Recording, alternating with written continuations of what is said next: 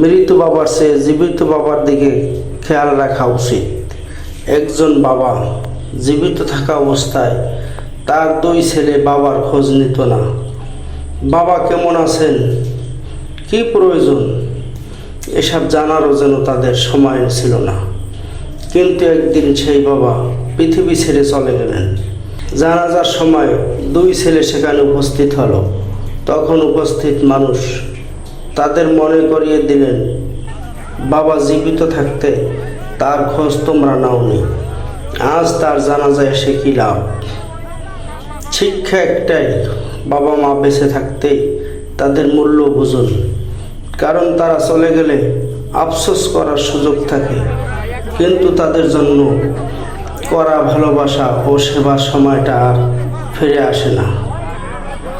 আল্লাহ আমাদের সবাইকে বাবা মায়ের হক আদায় করার তৌফিক দান করুন। রব্বির হামহুমা কামা রব্বায়ানি সগীরা।